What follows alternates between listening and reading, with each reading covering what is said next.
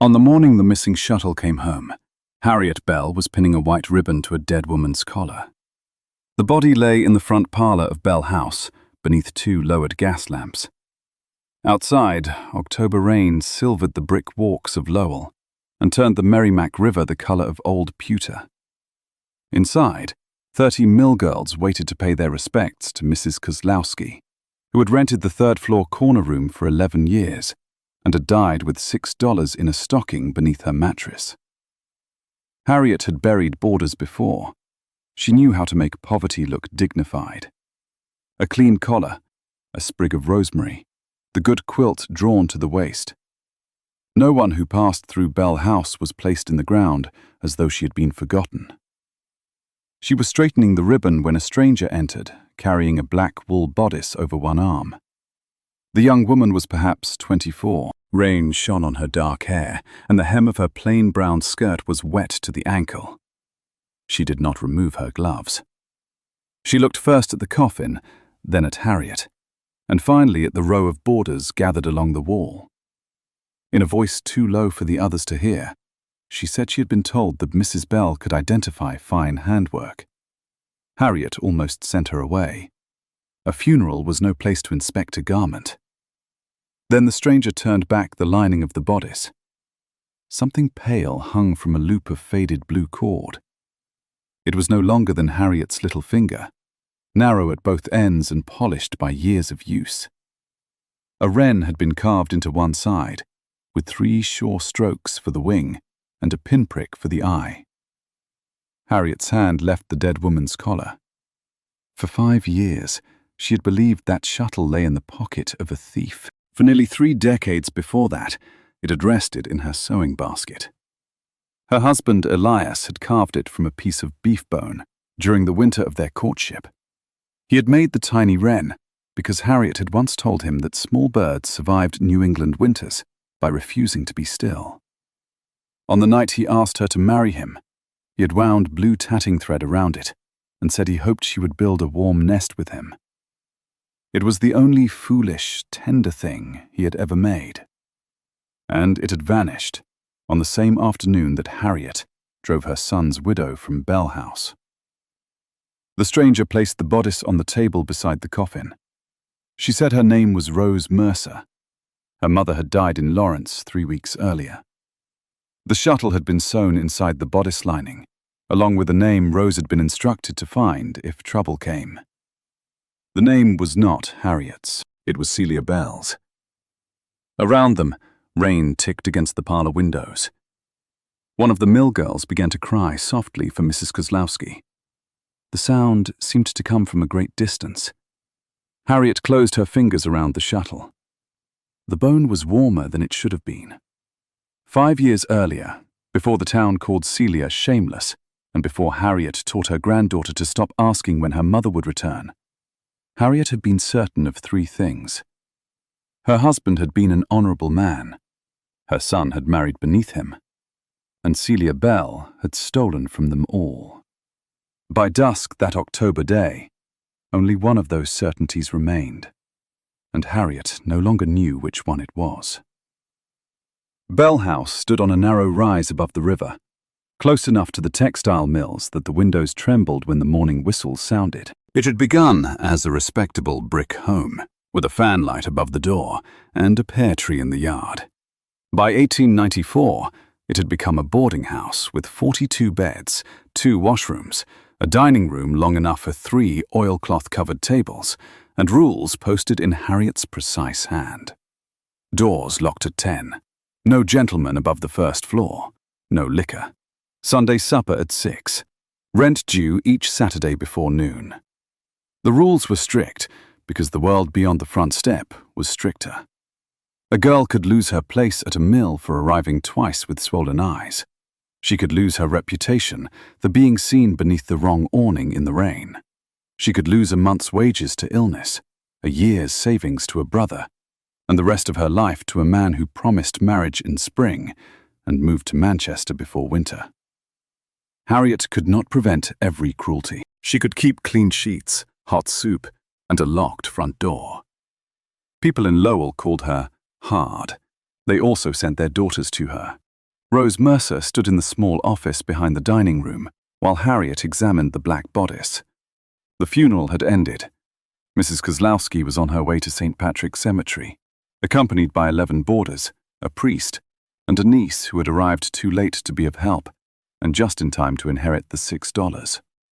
At the desk, Harriet's granddaughter Lucy pretended to copy arithmetic sums. She was 11, narrow-shouldered and watchful.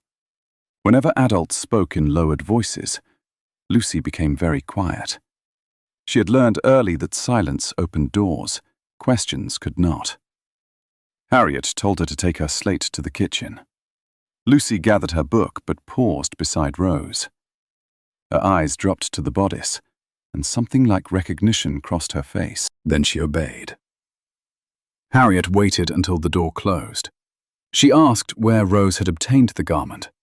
Rose explained that it had belonged to her mother, Marianne Mercer, a French-Canadian woman who had come south from Quebec as a girl. Marianne had worked first in a paper mill, then in a laundry, and finally from a rented room, taking in mending when her lungs grew too weak for factory air. 3 weeks before her death, she had asked Rose to unpick the lining of her black Sunday bodice. Inside were the shuttle, a small key, and 5 folded banknotes. There was also a strip of linen on which Celia's name had been stitched in red. Harriet asked whether there had been a letter.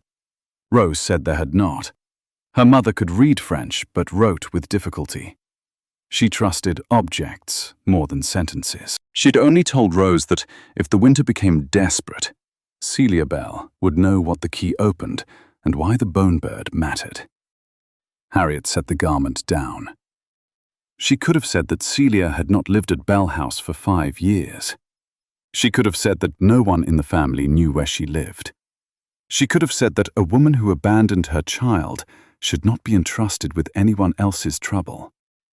Instead, she asked Rose how her mother had known Celia. Rose looked toward the kitchen door before answering.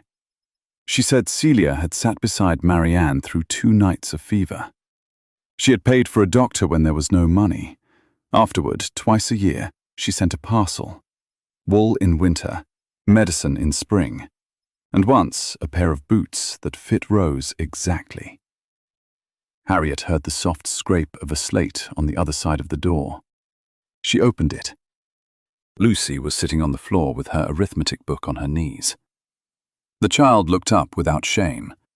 Harriet told her again to go to the kitchen, and this time Lucy went. Rose's expression had changed.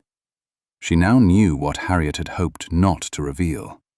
Celia's name still carried danger in that house. Harriet asked to see the small key. Rose drew it from a purse. It was brass, plain except for the number 17 stamped near the bow. There were hundreds like it in mill towns: locker keys, strongbox keys, keys to rented trunks at stations. Nothing about it spoke. The shuttle did. Harriet turned it beneath the lamp. There was the faint scorch mark from the winter of 1876, when she had left it too near the stove. There was the shallow notch Elias cut by accident and then rubbed smooth with sand. At one point, long ago, the blue cord had broken. Harriet had replaced it with silk from the sash she wore at Samuel's christening. No copy could have carried those memories. She asked Rose what Celia had told her about the shuttle. Nothing, Rose said. Celia had never mentioned it. Marianne had hidden it before Celia began visiting.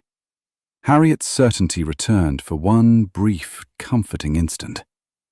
Perhaps Celia had stolen it and given it to Marianne to settle some debt. Perhaps the dying woman had wished to return what was never hers. Thieves sometimes developed consciences when the room grew cold and the priest had been called. But Harriet had spent too many years listening to frightened girls invent poor lies. Rose was withholding something. She asked what else Marianne had said. Rose tightened both hands around her purse. At last, she said her mother had spoken a man's name: Elias Bell. The mill whistle sounded at 5. Its long cry rolled across the river, entered through the office glass, and seemed to shake the lamp flame. Harriet did not sit down. She had discovered years ago that bad news grew larger when received from a chair. She asked why her husband's name had been spoken in a room in Lawrence. Rose's face did not carry triumph. That unsettled Harriet more than accusation would have. The young woman looked tired and reluctant, as though she had been given a parcel too heavy to refuse. Marianne had told her that Elias Bell carved the shuttle. She had said that the key opened a box he once kept for her. She had also said that Rose must not judge Celia until she understood what silence had cost. Harriet repeated that the shuttle had been made for her. Rose said she believed her. The simple answer struck with more force than denial. Harriet turned toward the window. Across the grey yard, the pear tree shook in the rain. Elias had planted it the first spring they lived in the house. He had stood in mud with his sleeves rolled up, while Harriet watched from the steps holding their infant son. Samuel had laughed whenever the roots slapped against the ground. That memory belonged to her. She would not allow a stranger to enter it. She told Rose that Elias had been dead 3 years. He had operated a small machine shop, served as a deacon, and employed men who would swear to his character. He had never lived in Lawrence. He had made deliveries there, perhaps. Everyone in business travelled between the mill towns. Rose did not argue. She only asked where she might find Celia. Harriet said she did not know. From the kitchen came the crash of a dropped spoon, followed by perfect silence. Rose glanced again toward the door. She asked whether the child was Celia's daughter. Harriet said Lucy was Samuel Bell's daughter and lived under the protection of her father's family. Rose heard the answer beneath the answer. Her mouth tightened. She left the bodice and the shuttle on Harriet's desk. She kept the key. Before leaving, she said she had taken a room for 1 week at a lodging house near the Lawrence depot. She would return on Friday. If Harriet discovered where Celia had gone, she hoped Harriet would tell her. At the office door, she paused. In her last clear hour, Marianne had not asked Rose to find a priest, a cousin, or a grave. She had asked her to find Celia. Whatever Harriet believed about her daughter-in-law, a dying woman had believed something else. When the front door closed, Lucy emerged from the kitchen. She looked at the black bodice, then at the shuttle in Harriet's palm. In a careful voice, she asked whether it was the bone bird from the old sewing basket. Harriet said it was. Lucy had been 6 when it disappeared, but she remembered. Celia had once used the shuttle to make lace around the collar of Lucy's best doll. Harriet remembered scolding her for allowing a child to play near something precious. Celia had apologized and returned it to the basket. 2 months later, it was gone. That same day, so was Celia. Lucy asked if her mother had sent it back. Harriet replied too quickly that she had not. The child touched one finger to the carved wing. Her face was pale beneath its freckles. Then she asked the question Harriet had spent 5 years teaching her not to ask. Where was her mother? Harriet had given many answers over the years. Celia had chosen freedom. Celia was unsettled. Celia had not been made for responsibility. Celia had gone where life pleased her, and left others to repair what she broke. This time, under the Wren's pinprick eye, none of those answers came. Harriet said only that she did not know. Lucy nodded, as if this were not an answer but a door finally unlocked. That night, after the boarders finished their stew and the lamps were turned low, Harriet took the shuttle upstairs. Her room had changed little since Elias died. His shaving mug remained on the washstand, though no brush rested in it. His Bible lay on the bedside table beneath a folded handkerchief. In the wardrobe hung one black Sunday coat that Harriet had been unable to give away. She did not preserve these things out of softness. At least, that was what she had told herself. A life should not be dismantled like a temporary stall at a fair. Elias had built the house, raised Samuel, and worked 6 days a week for nearly 30 years. His belongings had earned their place. Harriet opened the lower drawer of the walnut bureau. Her sewing basket rested beneath winter stockings. She lifted the lid. The empty loop where the shuttle had once lain still hung from the inner hinge. Celia had repaired that loop with green thread. Harriet had forgotten. She set the bone wren beside the scissors. It fit. The sight was so ordinary that her knees weakened. She sat on the bed and remembered the afternoon of Celia's disgrace. It had been June of 1889, hot enough for the tar between the paving stones to soften. Samuel had been dead 8 months. He had not died dramatically at the mill or in some brave rescue, as later gossip embroidered it. A winter infection had entered his lungs, and by the time the doctor named it, Samuel was already drowning in his own bed. Celia had nursed him. Harriet could admit that much. She had changed the sheets, measured the medicine, and slept on the floor when he could no longer bear anyone moving beside him.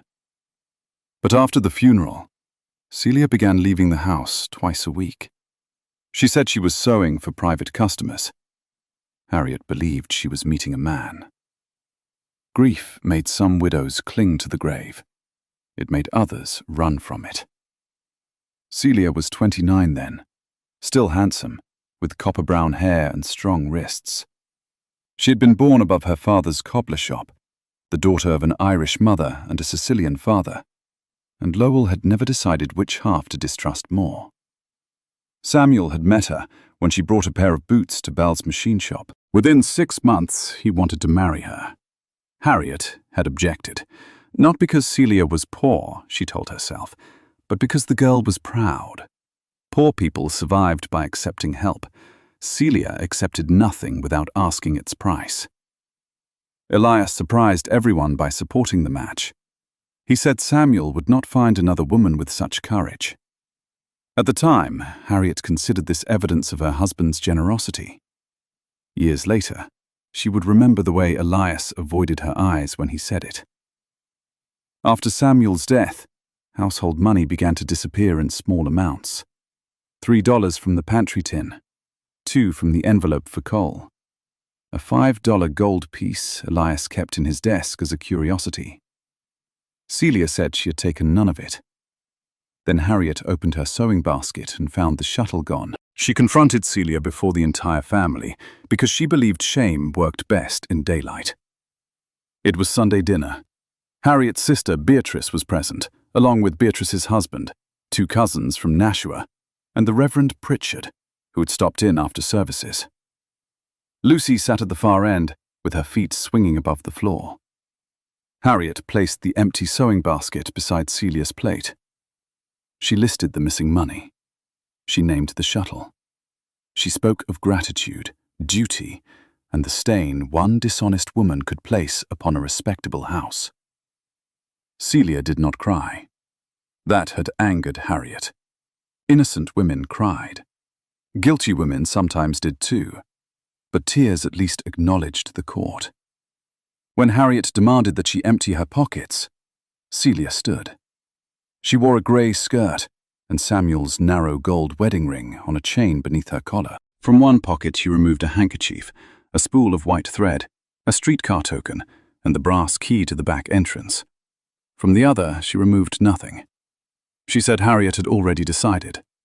Harriet replied that facts made decisions unnecessary. Celia looked toward Elias, who had been silent throughout the meal. That look returned to Harriet now with terrible clarity. Celia had not looked toward her father-in-law for rescue. She had looked toward him for permission. Elias lowered his eyes. Celia then asked whether Lucy could remain at Bell House for 1 month while she found work and a room. Harriet heard abandonment in the request. She did not hear desperation. 1 month became 5 years. Celia left the following morning, carrying a carpet bag and wearing the same grey skirt. She kissed Lucy while the child slept. Harriet knew because she had stood in the hall and watched. By noon, Beatrice had told 3 women at church that Celia Bell had stolen from a grieving household. By Sunday, the story included silver spoons, Samuel's watch, and a diamond brooch Harriet had never owned. Elias did not correct anyone. He died 2 years later after a stroke in the machine shop. Harriet had mourned a man she believed had been weakened by his son's death and his daughter-in-law's betrayal. She had never wondered whether guilt had also bent his back. Now the shuttle lay in her basket, carried from the deathbed of a woman named Marianne Mercer. Harriet rose and took Elias's Sunday coat from the wardrobe. She searched the pockets. A collar button, 2 grains of tobacco, a paper scrap with measurements for a machine belt. Nothing else. She turned the coat inside out and examined the lining, feeling foolish. She had mended both cuffs herself. Celia had replaced one inner pocket after Elias caught it on a nail. Harriet recognized the tiny, even stitches. At the bottom corner of that pocket, almost hidden beneath the seam, Celia had embroidered a wren. Not a pretty bird. 7 brown stitches made the body, 2 the tail, 1 the beak. Harriet had seen that mark before. It appeared inside Lucy's winter cuffs, beneath the collars of Samuel's work shirts, and in the corner of every napkin Celia hemmed for Bell House. Celia said women who sewed for other people should leave one secret sign that the work had passed through human hands. Harriet pressed the pocket flat. Elias's coat had been marked by Celia. So had the dead woman's bodice, and hidden between those 2 garments was a bone shuttle that had travelled from Harriet's courtship to Marianne's grave. For the first time in 5 years, Harriet spoke her daughter-in-law's name aloud in the room where Elias had slept. Celia. The house did not fall. The next morning, Harriet took Lucy to school herself. Usually the child walked with 2 daughters of a machinist who rented the rear rooms. But Harriet had slept badly, and restless thoughts demanded motion. The rain had stopped. Water ran along the gutters, carrying yellow leaves toward the river. Lucy wore the blue wool coat Celia had made the winter before she left. It had been let down twice and was now too narrow across the shoulders. Harriet had offered to buy another. Lucy refused. As they passed St. Anne's Church, Lucy asked whether Rose Mercer would come back. Harriet said she would. Lucy wanted to know whether Rose was family. Harriet stopped walking. A brewery wagon rattled past. Across the street, factory windows burned orange with early light. Lucy waited, with the patient expression of a child who expected adults to take a long road around the truth. Harriet asked why she would think such a thing. Lucy said Rose had Elias's hands. Not grandfather's face, she explained. His hands. The 3rd finger on each bent slightly inward. Lucy remembered because Elias used to press both crooked fingers against the window and tell her they were trapped worms. Harriet had forgotten that game. She had also failed to look at Rose's hands. Lucy continued towards school. Harriet followed more slowly. At the gate, the child turned and said she had received letters from her mother. The street seemed to narrow. Harriet asked when. Every Christmas, Lucy said, and once in summer. The letters came inside parcels addressed to Mrs. Flynn, who worked in the school kitchen.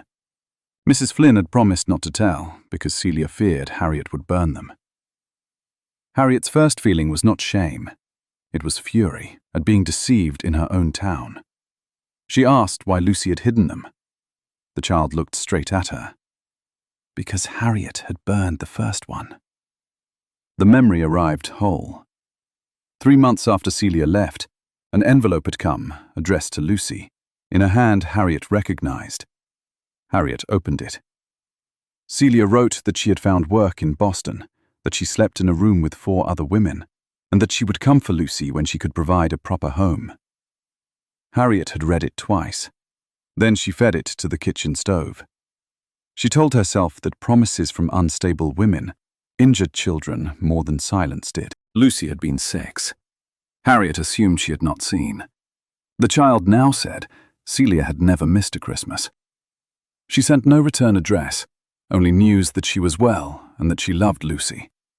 In the last letter, she said she hoped soon to explain everything.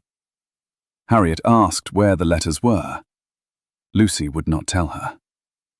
They stood facing each other beneath the school gate, while other children streamed around them.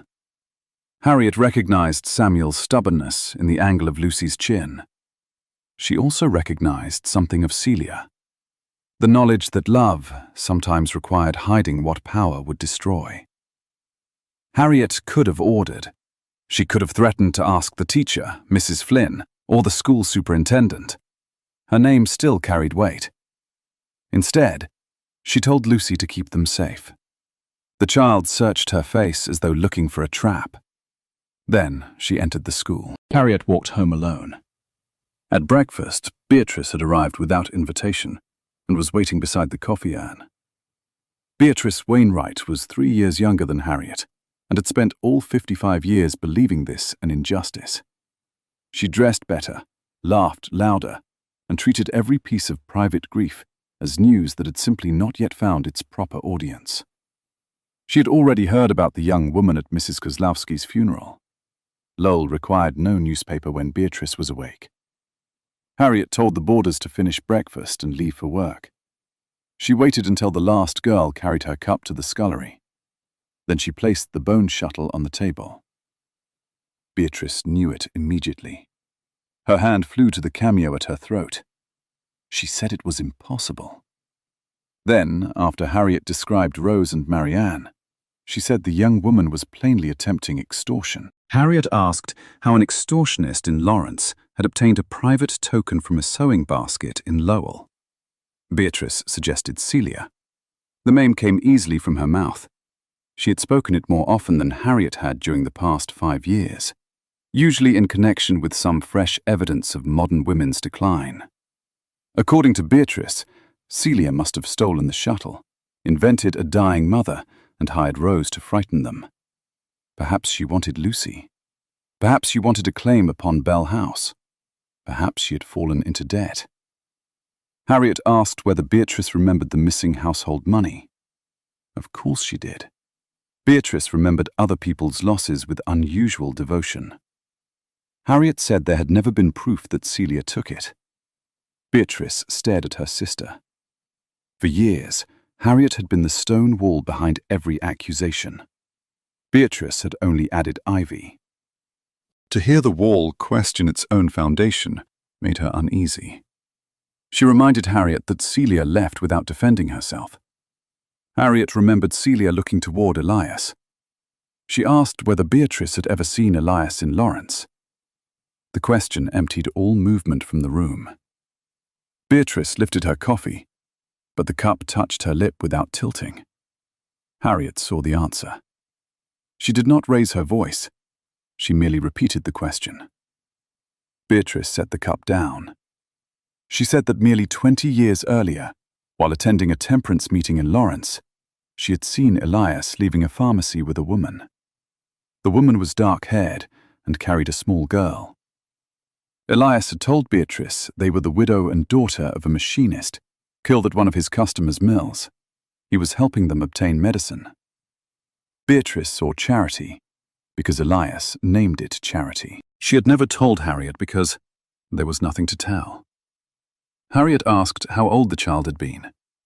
4, perhaps 5. Rose Mercer was 24. Harriet folded both hands on the table, her wedding ring pressed into the finger beside it. She asked whether Elias had touched the woman. Beatrice said no. Then she corrected herself. He had placed his hand at the woman's back as she stepped down from the curb. It might have been courtesy. Harriet knew Elias's courtesies. He removed his hat for widows, held doors for old women, and carried parcels for anyone whose arms were full. But he touched few people. Even with Harriet, tenderness had often been a practical thing. A shawl placed over her shoulders, a stove filled before dawn, boots turned toward the fire. A hand at the back was not proof. It was also not nothing. Beatrice began to cry. Her tears came not for Marianne, Celia, or Harriet, but for the possibility that her own memory had been waiting 20 years to become evidence. Harriet did not comfort her. She wrapped the shuttle in a napkin and put it in her pocket. Then she went to the machine shop Elias had left her. Bell Machine Works occupied a low brick building beside the canal. Samuel had once been expected to inherit it. After his death and Elias's stroke, Harriet leased the floor to their longtime foreman, Gideon Pike. The rent helped support Bell House and paid Lucy's school fees. The shop smelled of oil, iron filings, and damp wool. Belts moved overhead. Lathes screamed. 12 men worked beneath hanging lamps, though it was barely 10 in the morning. Gideon met Harriet in the counting room. He was 66, broad in the chest, missing the tip of one thumb. He had known Elias before Harriet did. She placed the brass key marked 17 on the desk, after describing it from memory. She asked whether the number meant anything. Gideon did not touch it. He looked old for the first time. Harriet understood that secrets had a posture. Shoulders leaned away. Eyes sought an object that had not spoken. Hands became occupied with paper. Gideon said the old Merrimack depot rented storage drawers. Years ago, traveling salesmen and mechanics used them for tools, too valuable to carry to boarding houses. Each drawer had a numbered brass key. Harriet asked whether Elias kept one. Gideon said he might have. Harriet waited. Factory noise pounded through the wall. On the desk stood a little calendar from March 1887, preserved because Samuel had drawn a moustache on President Cleveland's face. Harriet had not noticed it in years. At last, Gideon admitted that Elias used drawer 17. He kept patterns there, Gideon said. Parts specifications from customers. Nothing of value. Harriet asked why business patterns were stored at a passenger depot in another city. Gideon wiped his shortened thumb against his vest. He had no answer. Harriet told him Marianne Mercer was dead. His face altered. Not surprise. Grief. That was worse. Gideon sat down. In a voice nearly swallowed by the machinery, he said Elias had met Marianne in the spring of 1858. That was 2 years before Elias met Harriet. For one breath, hope opened. A youthful mistake. A child born before their courtship. Painful but sealed in an earlier life. Then Gideon said Elias continued seeing Marianne after he married. Not every week, not even every month. Sometimes a year passed. He took machine work in Lawrence when he could. He paid the rent on 2 rooms. When Rose was born in 1870, Elias told Gideon she was the child of a dead cousin.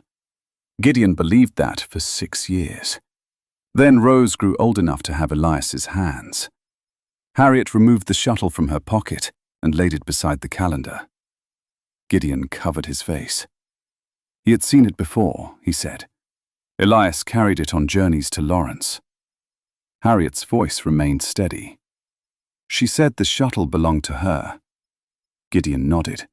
Elias knew that. Perhaps that was why he carried it. The possibility was so intimate and so ugly that Harriet gripped the edge of the desk. Had he shown Marianne the Wren and described the wife waiting in Lowell? Had he held Harriet's courtship token while making promises to another woman? Or had the shuttle become a punishment he carried because he could not choose courage in either house? Gideon did not know. Men who assist deception often claim ignorance at the exact point where knowledge becomes shame. Harriet asked who else had known. Gideon said Samuel learned during the last year of his life. The room tilted. Samuel had known he had a sister in Lawrence. He had gone there once. He met Rose, though she never learned who he was. He came back sick with anger and made Elias promise to support Marianne openly. Elias refused, fearing scandal would destroy the shop and Bell House. Father and son barely spoke afterward. Then Samuel's lungs failed. On his final night, Celia overheard enough to understand. Harriet remembered that night. She had sat at the foot of the bed while snow pressed white hands against the glass. Samuel drifted in and out of fever. Once he seized Celia's wrist and begged her to take care of someone. Harriet assumed he meant Lucy. Perhaps he had meant two people. Gideon said Celia came to the shop a week after the funeral. She asked where Marianne lived. He told her. After that, money began disappearing from Bell House. Harriet straightened. Gideon said Elias took it. Small amounts, because shame is often timid, where courage should be bold. He removed cash from the pantry tin and the coal envelope. He even took the $5 gold piece from his own desk, too frightened to ask Harriet for money that would require an explanation. Celia discovered him. She made him stop stealing from the household. Then she began sending part of her sewing wages to Marianne. Harriet heard again her own voice at Sunday dinner, listing every missing dollar, while Elias sat within reach of the bread knife. She had asked Celia to empty her pockets. She had never asked her husband. Harriet wanted to know why Celia had accepted the accusation. Gideon said Elias begged her. He told her the truth would kill Harriet after Samuel's death. He promised to confess when Lucy was older. He promised to repay every cent. He promised many things, because promises cost less than courage. Celia agreed to silence for 1 month. Harriet drove her out before the month ended. Gideon reached for the shuttle, but stopped before touching it. He said Celia had not abandoned Lucy. Elias prevented her from returning. Harriet stared at him. Gideon explained that Elias threatened to support Harriet if she sought legal guardianship. A widowed seamstress renting 1 bed in Boston had little chance against a property-owning family with a deacon's name. Elias told Celia that if she remained quiet, Lucy would be safe, and Celia could visit when she had stable work.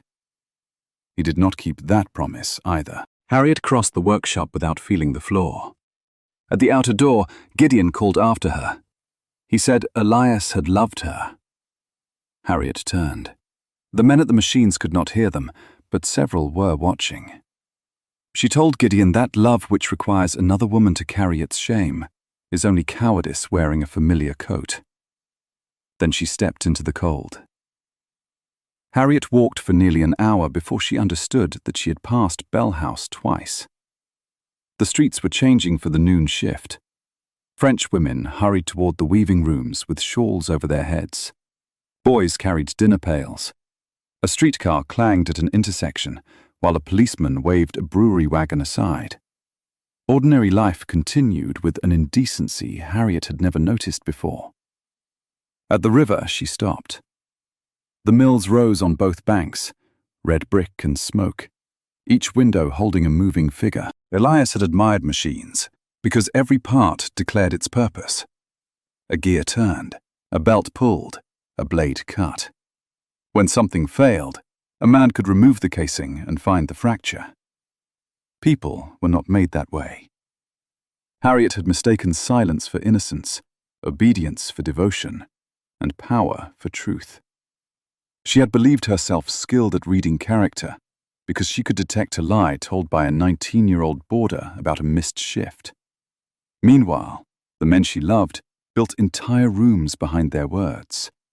Samuel had known. That knowledge cut differently from Elias's betrayal. A husband chose his secrets. A dying son sometimes inherited them. She remembered Samuel during his last summer. He had repaired the back steps, although fever already lived inside him. Lucy followed with nails in her apron. Celia stood at the screen door, watching. When Harriet praised Samuel for taking care of his family, he looked down at the hammer and said there were more ways to fail a family than people admitted. Harriet thought he was speaking of his illness. How many sentences had she forced into the wrong meaning? When she returned, Bell House was between meals and unusually quiet. Lucy would not be home from school for another hour. Harriet went upstairs, removed Elias's Bible from the bedside table, and carried it to the kitchen stove. For a moment, she considered burning it. The impulse frightened her. She had burned Celia's letter with the same certainty. Fire could destroy evidence, but it could also imitate judgment. Harriet no longer trusted herself with either. She opened the Bible instead. Elias's name appeared on the presentation page. The Reverend Pritchard had given it to him in 1874, after he became a deacon. Births and deaths were recorded in Harriet's hand. Elias Bell, born 1834. Harriet Whitcomb Bell, born 1836. Samuel Elias Bell, born 1862. Lucy Marianne Bell, born 1883. Harriet read the last name twice. Lucy Marianne. Celia had chosen the middle name. At the christening, she said it honoured an aunt who died in Ireland. Harriet had not questioned her. Families contained so many dead aunts that one more required no proof. But Lucy had been born 6 years before Samuel discovered Rose. Unless Elias had suggested the name. Harriet searched the Bible page by page. There were no confessions. Only dried church flowers, notices of funerals, and a narrow strip of paper marking the Book of Jonah. On that strip, Elias had written a column of figures and the word winter. Harriet nearly laughed. Even now he offered numbers without explanation. She closed the book. When Lucy came home, Harriet was waiting in the office with the first letter Celia had sent from Boston, or what remained of it. The envelope had survived in a box of household papers. Harriet had burned the pages, but kept the envelope because paper was useful for sums. Celia's handwriting slanted across the front. Miss Lucy Bell, in the care of Mrs. Harriet Bell. Harriet asked Lucy to bring the other letters. The child said no. Harriet told her she would not take them away. She needed to know whether any carried an address. Lucy studied her grandmother's face with a caution no child should have needed at home. At last she went upstairs. She returned holding her rag doll, the same one Celia had trimmed with lace from the bone shuttle. From beneath the doll's skirt, Lucy opened a seam and removed 6 envelopes. The first 5 had been posted from different Boston stations. The 6th, dated the previous Christmas, carried no address inside. Celia wrote that she had become head cutter in a dressmaking establishment and had moved to a clean room with a window. She promised that the long waiting was almost over. There was more. She told Lucy that no child should be asked to decide which adult deserved love. She said Harriet had given her food, schooling, and safety, and that gratitude did not have to erase pain. She told Lucy to remember the hidden wren inside the cuff of her coat. A woman could leave a mark without making a wound. Harriet read the sentence again. The letter did not accuse her. Its mercy felt unbearable. In the margin, in smaller writing, Celia mentioned that Mrs. Flynn's sister worked at Beaumont and Price on Tremont Street. Any reply sent through the sister would reach her. Harriet had an address. Lucy stood beside the desk, one hand clenched around the rag doll. Harriet could not tell the whole truth at once. She did not yet possess the whole truth. But she told the child that Celia had not taken the household money. She told her that Elias had taken it and allowed Celia to be blamed. Lucy listened without moving. Harriet said she had been wrong to burn the letter. She had been wrong to call Celia a thief. She had been wrong to keep mother and daughter apart. Each sentence seemed to remove a brick from the house. Harriet expected the roof to come down. Lucy asked why. Harriet nearly answered that she had believed she was protecting her. That was the respectable answer. It was also incomplete. She said she had been angry, proud, and afraid that if Lucy left, Samuel would disappear from the house entirely. She had called possession protection because it sounded kinder. Lucy began to cry. She made no sound. Tears simply crossed her freckled cheeks. Harriet stood, but the child stepped backward. That single movement was the first punishment Harriet fully understood. She remained beside the desk. She told Lucy that Rose Mercer might be related to them, though she did not yet know how much she could prove. She said they would find Celia. Lucy asked whether her mother would want her. Harriet felt something inside her break cleanly. She answered that Celia had been writing for 5 years. Wanting was the one thing they did not need to question. Lucy pressed the doll against her mouth. Harriet did not reach for her again. She waited. After a long time, Lucy crossed the office and leaned against her. Not an embrace, not forgiveness, only the weight of a child too tired to stand alone. Harriet placed one hand on her hair. They stayed that way until the supper bell rang. Friday morning brought hard blue skies and the first true cold. Rose returned at 9, carrying the brass key. She had expected to meet Harriet alone. When she found Lucy at the office desk, she hesitated. Harriet said Lucy knew enough to understand there was a connection. She did not say family. That word should not be awarded before truth, nor withheld after it. Rose removed her gloves. Lucy had been right. The third finger on each hand bent slightly toward the middle. Elias's fingers. Samuel's fingers. Lucy looked down at her own and spread them on the desk. Hers were straight. Children searched blood for visible proof because adults made belonging seem like a trial. Harriet told Rose what Gideon had confessed. Rose took the news without surprise. Marianne had never named Elias as her father, not plainly, but every month or two during Rose's childhood, a quiet man visited. He brought oranges in winter, sharpened knives, repaired window latches, and always left before dark. Marianne called him Mr. Bell. Rose called him the Bird Man because he whistled like a wren. When she was 9, she asked whether he was her father. He answered that he was a friend who wished he had been braver.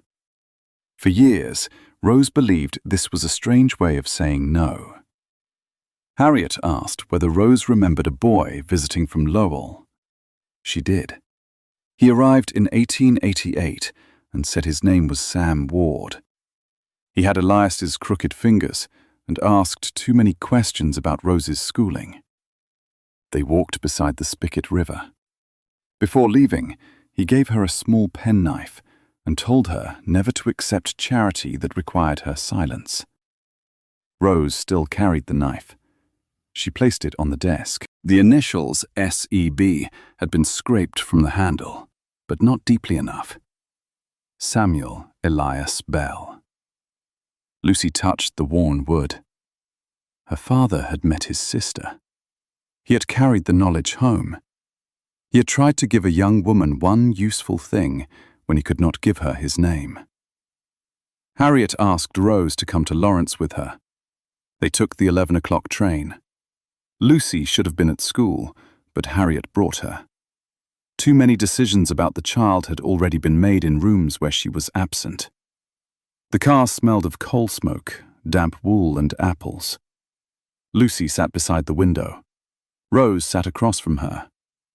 For the first half hour, neither spoke.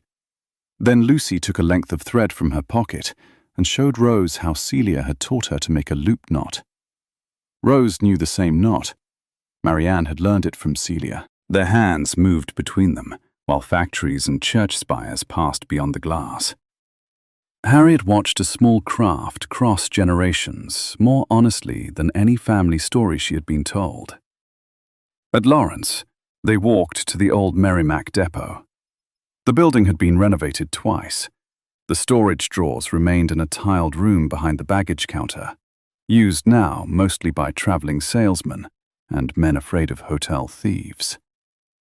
Drawer 17 stood at shoulder height. Rose inserted the key. It resisted.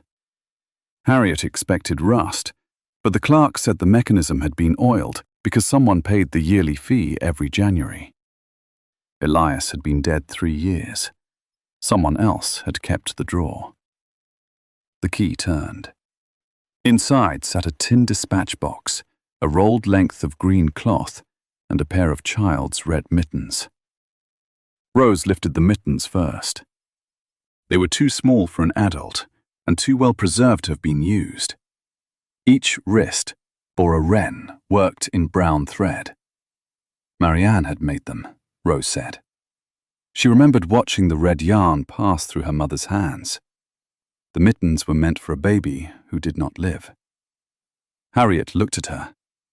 Rose explained that Marianne had borne a second child in 1875, a boy who survived 2 days. Elias came to Lawrence and arranged the burial under the name Mercer. Afterward, Marianne placed the mittens in the box. In 1875, Harriet had been pregnant too. Her second son was stillborn that November. Elias had stood at the bedroom window, weeping so quietly she pretended not to hear. Harriet had believed he grieved only their child. That year, he had buried 2 sons in 2 cities. Pain did not make his deception noble. But for the first time, Harriet saw its size. The rolled green cloth proved to be a machinist's apron. The pockets held ordinary things: a folding rule, 2 pencils, a file worn thin, and several small wooden patterns for loom parts.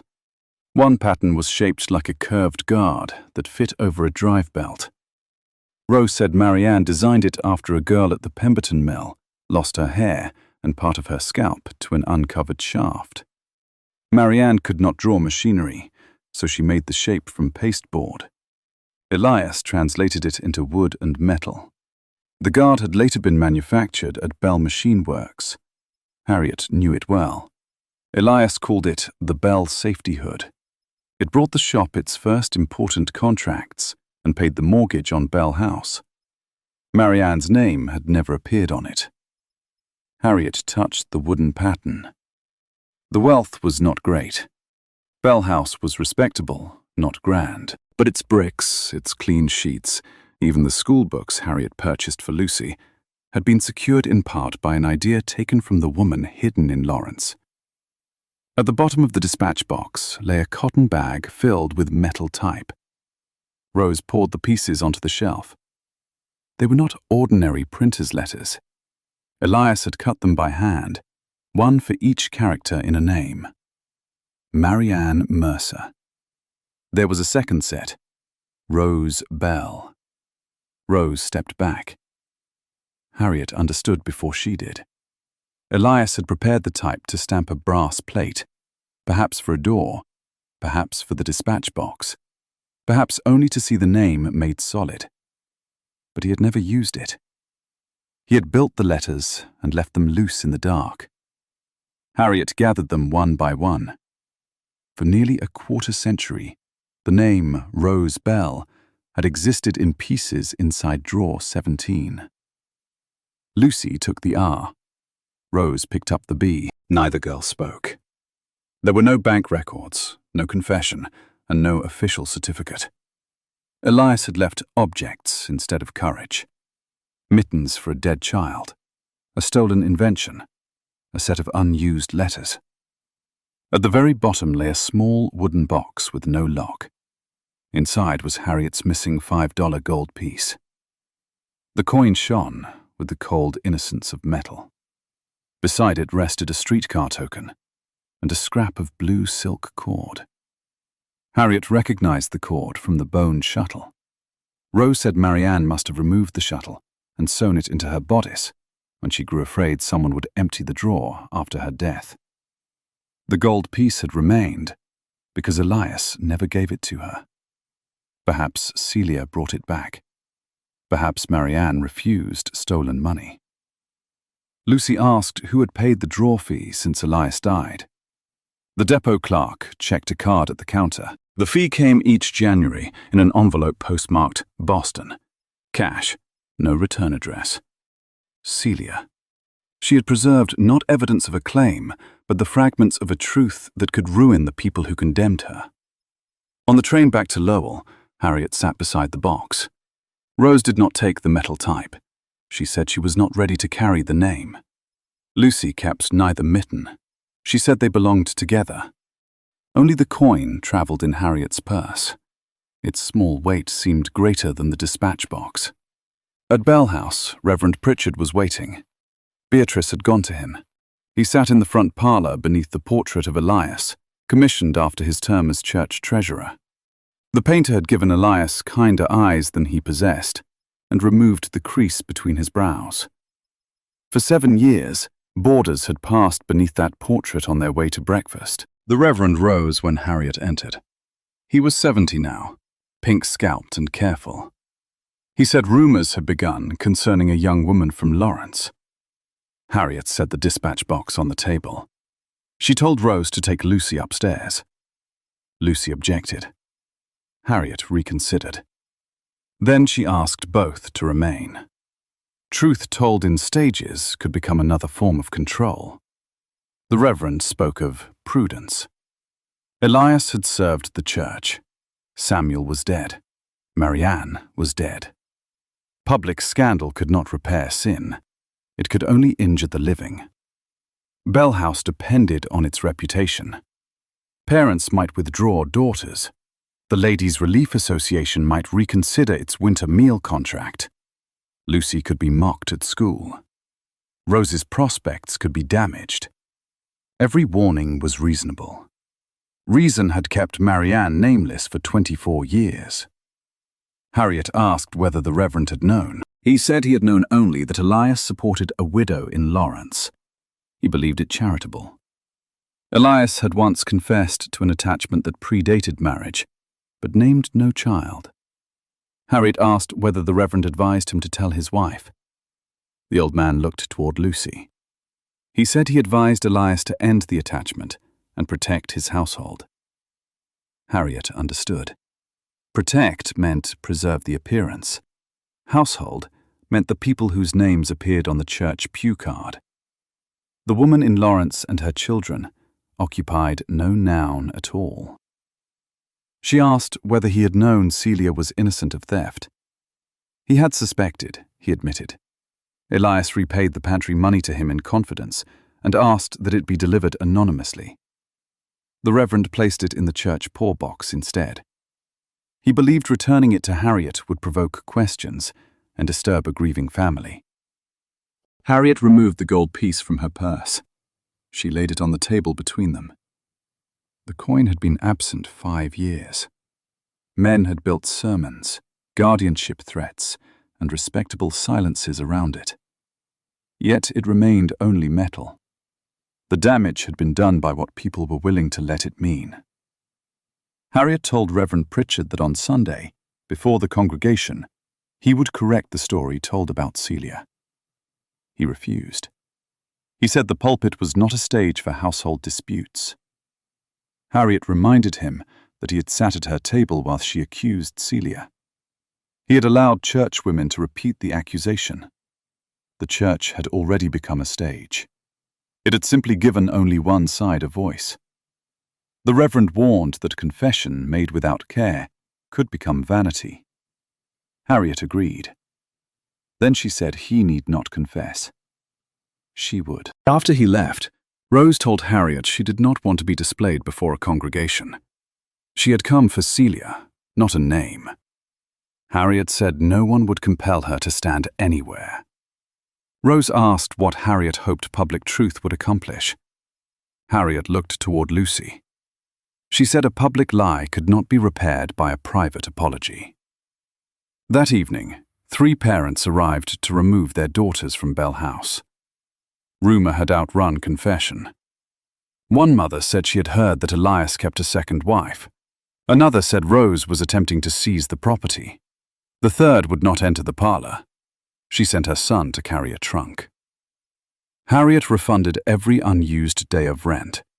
At supper, 12 chairs were empty because the night shift had begun. 3 were empty because fear had collected luggage.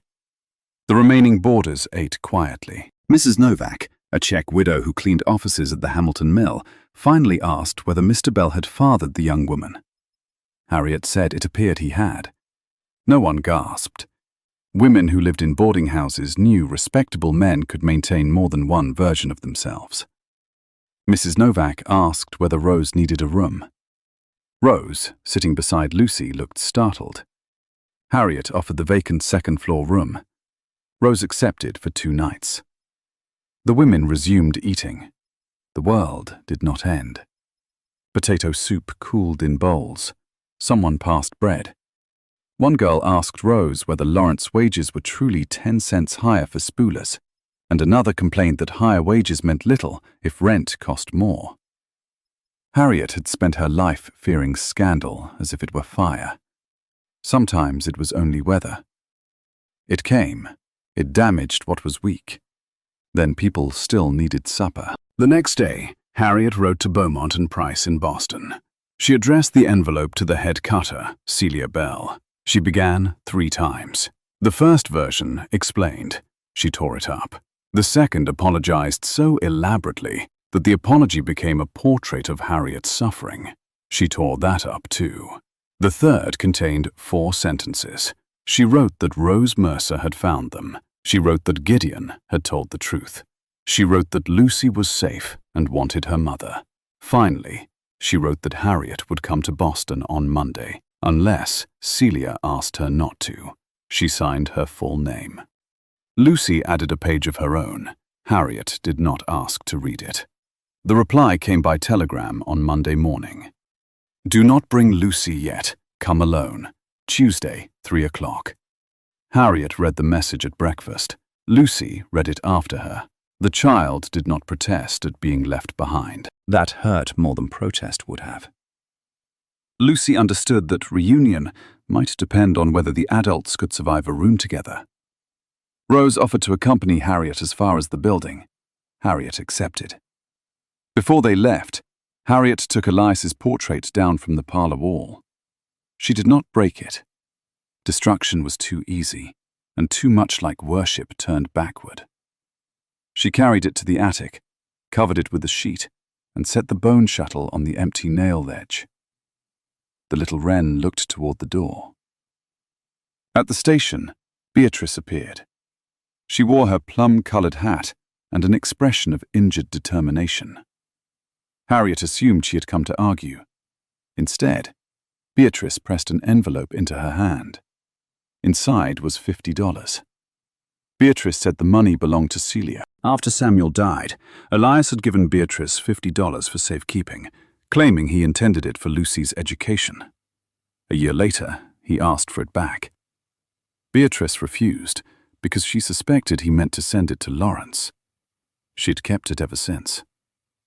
Harriet asked why she had said nothing. Beatrice answered with painful honesty. The money allowed her to feel more prudent than everyone else. Harriet closed the envelope. Beatrice asked whether she should attend church on Sunday. Harriet said that depended on whether she came to witness or to stand beside the truth. For once, Beatrice had no quick answer. The train pulled south through a countryside stripped nearly bare. Rose sat across from Harriet, watching fields pass. She said Marianne had not hated Harriet. Harriet was not comforted. She asked how Rose could know, because Marianne kept a newspaper clipping about Bell House. It described Harriet's work sheltering young mill women during the strike of 1882. The clipping was folded until the paper turned soft. Marianne said Harriet was a good woman, living inside a lie that did not begin with her. Harriet looked out the window.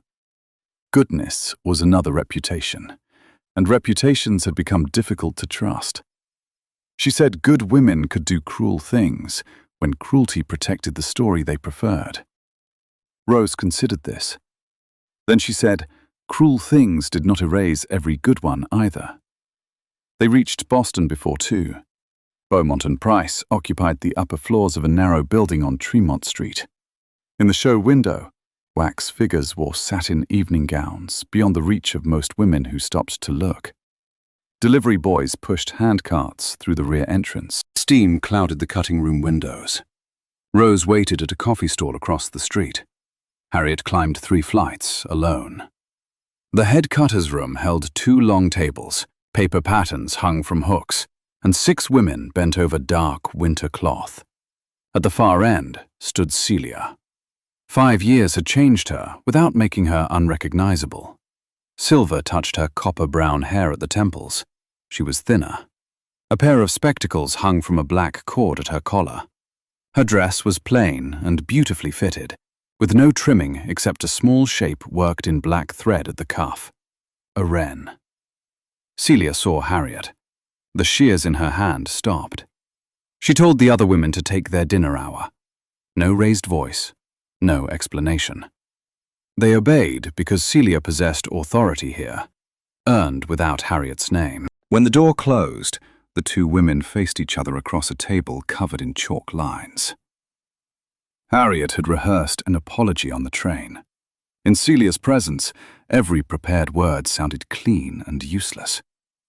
She placed the envelope of $50 on the table, then the $5 gold piece, then the bone shuttle. Celia looked only at the shuttle. She asked whether Marianne was dead. Harriet said yes. Celia closed her eyes. Her grief answered a question Harriet had not yet asked. Whatever promise bound these women, it had become love. Harriet said Rose was waiting across the street. Celia gripped the table. For one moment, Harriet saw the young widow from Sunday dinner, standing alone while an entire room judged her. Then Celia steadied herself.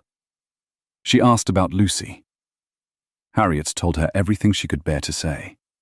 The hidden letters, the blue coat, the child's fear that her mother might not want her.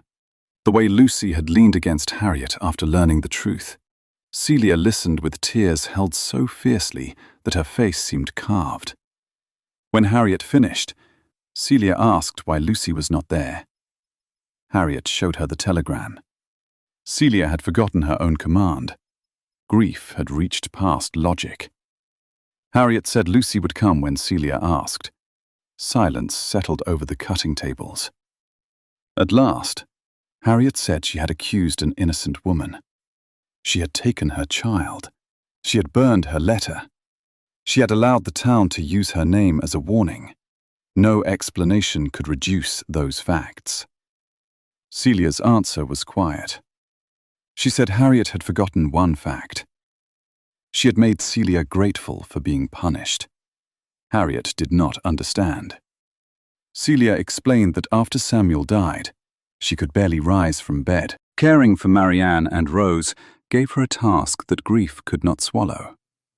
When Harriet accused her, Celia believed perhaps the disgrace was a price she owed for keeping Samuel's secret. Elias encouraged that belief. He praised her sacrifice. He said Lucy would one day be proud of her. For months, Celia accepted exile as proof of love. Then she realized sacrifice freely chosen was not the same as silence extracted by powerful people. By then, Elias had threatened guardianship, and Harriet had burned the letter. Celia worked 12 hours a day. She saved for a room. Twice she came to Lowell and stood across from Bell House. Once she saw Lucy in the yard. Both times she lost courage. Harriet asked why she had never sought the law. Celia almost smiled. A poor immigrant widow, publicly named a thief, was expected to ask a Massachusetts court to remove a child from a property-owning grandmother and a church deacon. Celia had consulted a lawyer. He advised her to accumulate wages, references, and patience. She had done so. On the table between them lay patterns for gowns, worth more than Celia earned in a month. She now supervised 18 cutters. She rented 2 rooms in a clean house in Roxbury. She had references from employers, a schoolmistress, and a physician. In January, she intended to petition for Lucy. Harriet said she would not oppose her. Celia's composure finally broke. She turned away, both hands covering her mouth. The sound she made was small, more breath than sob. Harriet did not cross the room. Comfort offered by the person who caused pain could become another demand. After a time, Celia faced her again. She asked what Harriet expected in return. Harriet said nothing. Celia did not believe her. Harriet understood. Every kindness in Bell House had carried a hidden invoice. Obedience, gratitude, family loyalty, silence. She could not erase that in one afternoon. She said she hoped for the chance to help repair what she had broken, but hope was not a claim. Celia looked at the bone shuttle. She told Harriet how it left the sewing basket. On the morning after the Sunday accusation, Elias found Celia packing. He confessed that he had taken the shuttle weeks earlier. Marianne's health was failing, and he wanted to give her something he had carried during the years when he was too cowardly to acknowledge her. He said the Wren belonged to the bravest woman he knew. Harriet's breath caught. Celia said she asked which woman he meant. Elias could not answer. He took the shuttle to Lawrence that same day. Celia never touched it again. Harriet had accused her, while the thief stood beside the dining room window. Celia said Elias came to Boston once after she left. He brought money and asked forgiveness. She refused the money. She made him promise to tell Harriet before Lucy's 7th birthday. He suffered the stroke 3 weeks before that birthday. In the hospital, he could speak only one word clearly. Wren. Harriet had heard it. She thought he was asking for her shuttle. Celia believed he might have been trying to say Marianne, or Rose, or Harriet, or all the women he had bound to one small bird, because he lacked words of his own. Harriet looked at the carved wren. She had treated it as proof that Elias once loved her. Marianne may have treated it as proof that he remembered. Celia treated it as evidence of a promise. Now it seemed less like a love token than a burden, passed from hand to hand. Celia pushed it toward Harriet. She did not want it. Harriet did not pick it up. She asked whether Celia would see Rose. Celia went to the window. Across the street, Rose stood beside the coffee stool, her dark head bent against the wind. Celia descended the stairs without her coat. Harriet remained in the cutting room. From the window, she watched the two women meet. Rose stopped several feet away. Celia lifted one hand to her face. Then Rose stepped forward. They did not embrace at first. Celia touched Rose's bent fingers. Rose touched the wren at Celia's cuff. Only then did they hold each other. People passed around them. A delivery wagon blocked Harriet's view. When it moved, they were still standing together. Harriet turned from the window. On the table, the bone shuttle rested among paper patterns for winter gowns. It no longer belonged to any single story. She wrapped it in a square of unbleached muslin and put it in her pocket. Then she waited to learn whether the women downstairs wished her to join them. They did not come back for nearly an hour. When Celia returned, she wore Rose's brown coat over her shoulders. Rose followed, carrying 3 thick china cups of coffee on a dented tin tray, borrowed from the stall below. None of them knew the proper arrangement for such a moment, so they sat at one of the cutting tables among chalk, pins, and folded velvet. Celia told Rose about Marianne's final years. She had found the room in Lawrence through Gideon. Marianne answered the door with suspicion and a flat iron in one hand. When Celia explained who she was, Marianne tried to close the door. The women had no natural reason to trust each other. One was the daughter-in-law of the man who kept Marianne hidden. The other carried the secret that had sickened Celia's husband. Their first connection was not affection. It was anger directed at the same cowardice. Celia began by bringing groceries. Marianne refused them. Celia then brought sewing work from Boston that paid better than Lawrence mending. Marianne accepted work because it did not ask for gratitude. Over time, Celia learned that Marianne had once been quick to laugh. She knew the names of river weeds and could identify birds by sound. She had also spent 25 years measuring her needs so that Elias would not feel pressed by them. Whenever he gave money, She saved half in case he never returned. Whenever he promised to tell Harriet, she prepared herself to leave Lawrence. Whenever he failed, she blamed her own hope. Rose listened with both hands around her cup. She remembered a mother who rationed lamp oil and would not explain why a prosperous man sometimes sat at their table. She remembered Elias repairing the same cupboard hinge 3 times because he needed an honorable reason to remain in the room. Harriet listened too. There had been evenings when Elias returned late, carrying the smell of machine oil and coal smoke. Harriet set aside supper. He ate with his head lowered, and afterward mended some small thing that did not need mending. She had taken his industry for love. Perhaps sometimes it was love. Perhaps guilt and love had occupied the same hands. Celia said Marianne had insisted Elias cared for Harriet. She had seen his face when Harriet's name appeared in the newspaper. He clipped every item about Bell House. Harriet asked whether that was supposed to help. Celia said no. Facts did not arrive only to comfort. Harriet then asked about Lucy's middle name. Celia said Elias had suggested Marianne before Lucy was born. He told Samuel it belonged to a distant cousin on his mother's side.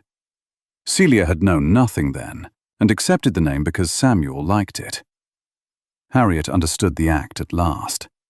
Elias had placed Marianne's name inside the family Bible, while refusing the living woman any place in the family.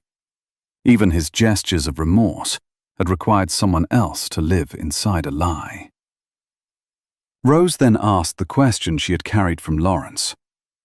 Why had Celia paid the depot drawer fee? Celia said Marianne asked her to. After Elias died, Marianne considered destroying the contents. She feared Rose would build her identity around a father who never offered his name. Celia persuaded her to wait. A truth hidden by force should not be destroyed in the name of protecting the person denied it. Each January, Celia sent the money. She never opened the box. She did not know the metal letters spelling Rose Bell were inside. Rose took the letter B from her purse. She had returned to the depot before their train left and removed only that one piece. It sat in her palm like a tiny, dark door. She said she did not yet want Elias's surname, but she wanted the right to decide, without a dead man's fear deciding first. Celia nodded. Harriet saw that the women had built between them what Elias had refused to build. Permission for another person to own her truth. Before leaving Boston, Harriet asked when Celia wished to see Lucy. Celia said Saturday. Not at Bell House. They agreed to meet at a winter flower exhibition in Horticultural Hall near the Common, a place Lucy had once seen in an illustrated paper and begged to visit. It would belong to none of them. On the return train, Rose slept with her head against the window. Harriet watched towns darken beyond the glass. Lights appeared in kitchens. Women closed curtains. Men came home carrying dinner pails. From the tracks, every lit window suggested a single household life. The view did not reveal who slept in another city, who waited for letters, or which child carried the wrong surname. At Lowell, Lucy met them on the platform. She had persuaded Mrs. Novak to bring her. The child ran toward Harriet, then stopped when she saw that Celia was not with them. Harriet told her about Saturday. Lucy asked what dress she should wear. The question sounded so small that Rose turned away. Harriet said the blue wool coat would be warm enough, but perhaps they could mend the tight shoulders. Lucy replied that her mother had made it. Harriet understood what she meant. The coat must not be replaced before Celia saw how faithfully it had been worn. That night, Lucy laid out everything Celia had sent over 5 years. 2 books, a carved pencil case, a pair of knitted stockings, the letters, a pressed paper theatre, and a narrow green ribbon. Harriet had seen each object without asking where it came from. Children could hide truth in plain sight, when adults preferred a simpler explanation. Lucy put the objects in a small valise. She asked whether she was expected to leave with Celia. Harriet sat beside her on the bed. She said no decision would be made on Saturday. Lucy could see her mother, return to Bell House, visit Boston again, and speak freely about what she wanted. Lucy asked what Harriet wanted. The honest answer rose first. Harriet wanted the child in the next room forever. She wanted Samuel's eyes at breakfast, Lucy's school shoes by the stove, and the small, warm certainty that at least one person could not leave without permission.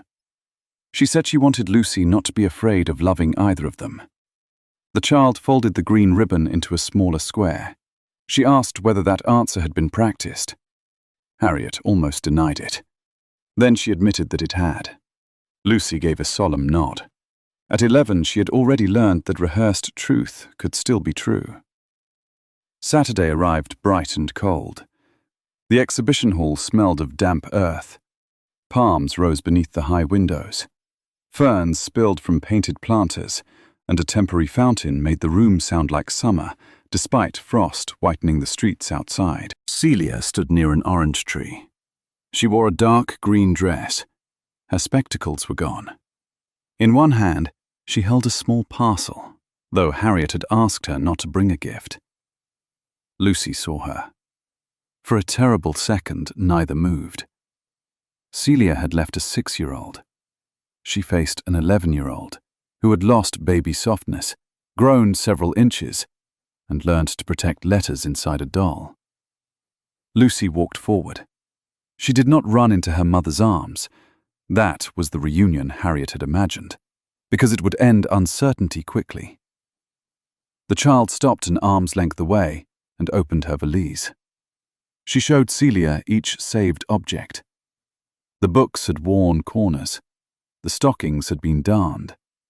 One letter carried a water stain from the night Lucy read it beneath the blanket with a candle. Celia touched each thing, as though receiving evidence from a country she had been forbidden to enter. Then Lucy removed the blue coat. She turned one cuff inside out and showed the hidden Wren. Celia sank to her knees. Lucy placed both arms around her neck. The fountain continued falling into its stone basin. A gardener moved a pot at the far end. Harriet looked up at the wet glass roof, because some moments should not be watched by the person who delayed them.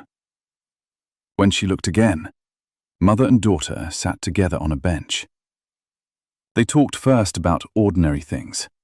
School, Lucy's dislike of boiled turnips, Celia's rooms in Roxbury, a cat that slept on the dressmaking shop's back stairs. The safe subjects were not avoidance. They were planks laid across a deep place. Harriet waited near the door. After an hour, Celia called her over. Lucy wanted to visit Boston during the Christmas school holiday. Celia wanted her for 10 days. Harriet agreed. The agreement came so easily that Lucy looked suspicious. Celia did too. Harriet said she had no condition.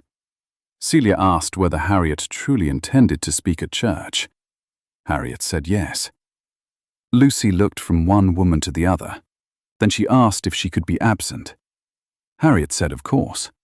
The child did not want to hear strangers discuss her mother, her grandfather, or Rose. She had lived inside adult secrets long enough. On Sunday, she would stay at Bell House with Mrs. Novak. Rose also declined to attend. Harriet would stand alone. As they left the conservatory, Celia handed Lucy the parcel. Inside was a new coat, dark blue like the old one but wider through the shoulders. Celia had guessed the measurements from the last photograph Mrs. Flynn sent. Lucy held the coat against herself. She asked whether the old coat could be kept. Celia said yes. Nothing needed to be destroyed to make room for what came next. Sunday morning, the first Congregational church was full. Rumor had performed its own advertising. People who arrived late stood along the rear wall. Harriet recognized parents who had removed daughters from Bell House, former machine shop customers, ladies from the relief committee, and men who had not attended worship since Easter. The Reverend Pritchard preached from the Book of Proverbs. He spoke of bridling the tongue, resisting gossip, and allowing the dead to answer before a higher court. Harriet sat in the Bell family pew beneath a window depicting a white-robed angel. Beatrice sat beside her. When the final hymn ended, the Reverend began the announcements without looking in Harriet's direction. She stood. Her knees felt steady. She asked to speak. The Reverend said church business was concluded. Harriet stepped into the center aisle. 5 years earlier, she had accused Celia at a private table, but the accusation traveled through this congregation with the blessing of silence. She would not allow silence to close the matter now. She turned to face the pews. No one coughed. No child fidgeted. Even the furnace seemed to lower its breath. Harriet did not describe Elias's entire second life. Marianne had been denied privacy as well as a name. Harriet would not make a spectacle of her suffering. She said only what justice required. Celia Bell had not stolen money from Bell House. She had not taken Harriet's gold piece. She had not taken the bone shuttle. Elias Bell had taken all three. Harriet had known none of this when she accused Celia. But ignorance did not make the accusation less cruel, and grief did not give one woman the right to take another woman's child. She said Celia had worked honestly in Boston for 5 years. She had written to Lucy. She had supported a sick woman whom the Bell family owed more than money. Any person who had repeated the word thief should now repeat the truth with equal energy. At that, Beatrice stood. Her hat trembled. She told the congregation that she had repeated the story first and decorated it with lies. There had been no silver spoons, no watch, and no diamond brooch. She had confused certainty with loyalty and gossip with concern. 2 pews behind them, Mrs. Wainwright's husband stared at the floor. The Reverend Pritchard approached the front rail. For a moment, Harriet hoped he would speak plainly. Instead, he said, all families carried burdens, and forgiveness should now cover the matter. Harriet asked whose forgiveness he meant. The question remained in the church long after the service ended. Outside, people gathered in tight groups.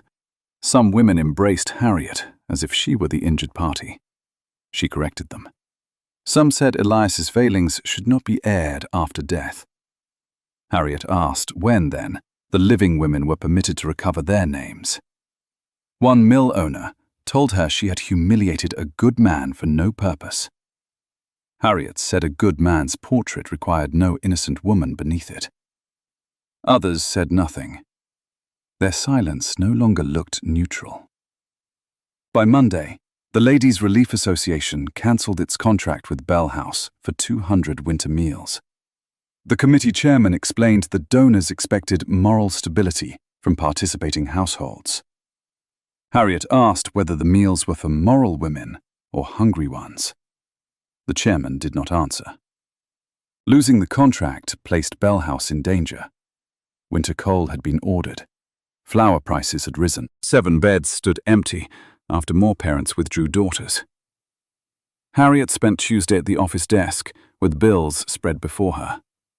She had prided herself on never depending upon charity. Now she saw the same pride in Marianne refusing groceries, Celia refusing Elias's money, and Lucy hiding her need for letters. Pride had kept each woman upright. It had also kept help outside the door. Mrs. Novak entered carrying a tin box. Inside were coins collected from the boarders. 37 women had contributed. Some gave a dime. One gave $2. The total would pay for 3 tons of coal. Harriet refused. Mrs. Novak closed the lid and said, "Then they would freeze with dignity." Harriet looked at the woman. Mrs. Novak had washed office floors for 14 years, sent money to 2 sons in Bohemia, and buried a husband without buying a new mourning dress.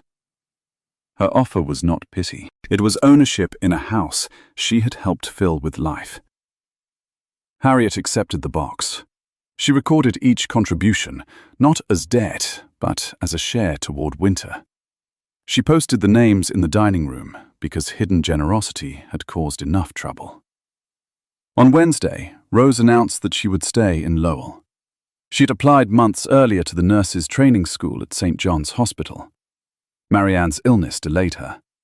The school had a vacancy beginning in December, but Rose needed a local reference. Harriet offered one.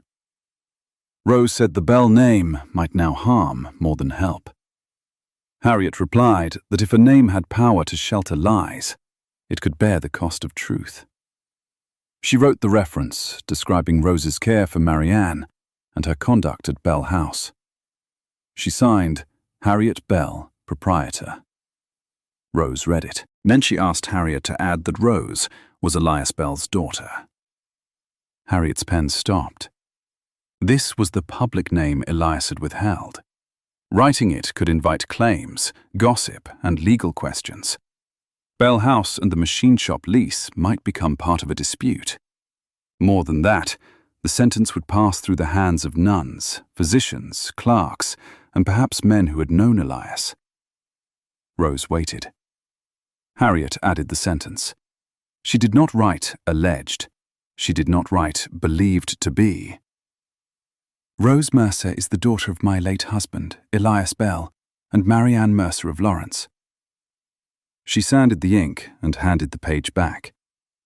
Rose folded it slowly. The next afternoon, Gideon Pike came to Bell House. He brought the curbed wooden pattern from drawer 17.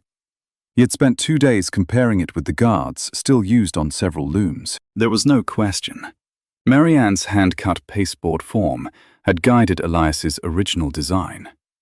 Gideon wanted to put her name on the next order. Harriet asked whether there would be another order. The patents had expired, and newer guards were cheaper. Gideon admitted business was poor. But the Hamilton Mill planned to replace covers in the spinning rooms. A public claim that Bell Machine Works stole the design might end the lease entirely. He believed Marianne deserved recognition. He also feared 12 men would lose wages. Harriet had grown tired of truths presented as choices between injured women and dependent families. Elias had used the shop to justify silence. Reverend Pritchard used hungry people. Now Gideon placed 12 workers on one side of a scale and a dead woman's name on the other.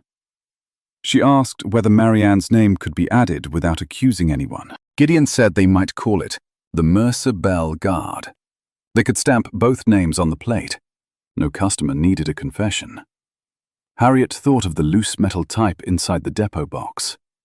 Elias had cut Rose Bell and never struck the letters into brass. She told Gideon to stamp Marianne Mercer first. He flinched. Harriet said second place had already lasted 25 years. Gideon took off his cap. He agreed. That night, someone threw a stone through the front parlor window. It struck the empty place where Elias's portrait had hung and landed beneath the desk. Around it was wrapped a page torn from a hymn book. Lucy was in the dining room. Rose was upstairs. No one was hurt. Harriet swept the glass herself. She expected fear. Instead, anger moved through Bell House with practical speed. Mrs. Novak fetched boards. 2 mill girls carried a table against the opening. A Scottish spinner named Jean McCrae stood on the front step with a broom handle until a policeman arrived. The officer suggested Harriet had provoked Feeling in the town. Harriet showed him the stone. She said Feeling had broken her window. He took the stone reluctantly and advised her not to make further statements. After he left, Lucy found a shard of blue glass from the border of the window. She held it beneath the gas lamp. Light passed through and stained her palm. She asked whether the person who threw the stone hated them. Harriet said perhaps he hated seeing a familiar story change. Lucy wanted to know if familiar stories could throw stones. Harriet said people threw them on the story's behalf. The new glass cost $9. Harriet used part of Beatrice's $50. She sent the remaining $41 to Celia with an explanation of where it came from. Celia sent it back. For 3 weeks, the same envelope traveled between Lowell and Boston. Harriet sent it because the money had been withheld from Celia. Celia returned it because she refused to accept a sum Elias had once used to control her choices. Finally, Lucy ended the journey. She asked that the money purchase a railway pass so she could visit Boston every second Saturday. Both women agreed. The first visits were awkward. Celia's rooms were clean but small. Lucy slept on a folding cot. She loved the cat at Beaumont and Price, disliked the noise of Tremont Street, and returned to Lowell with stories Harriet had to hear without asking whether Boston was better. Once, Lucy came home angry because Celia had corrected her manners at dinner. Harriet nearly felt pleased. Then she recognized the old competition rising inside her and set it down. She told Lucy mothers had the right to be tiresome. Another time, Lucy returned silent. At bedtime, she admitted she had asked Celia why she had not fought harder. Celia had cried. Lucy feared she had been cruel. Harriet said children were allowed to ask where their parents had been. Adults could cry and still answer. The next week, Celia wrote Lucy a long letter, explaining every failed attempt to return. She did not hide behind Elias, poverty, or Harriet. She admitted fear.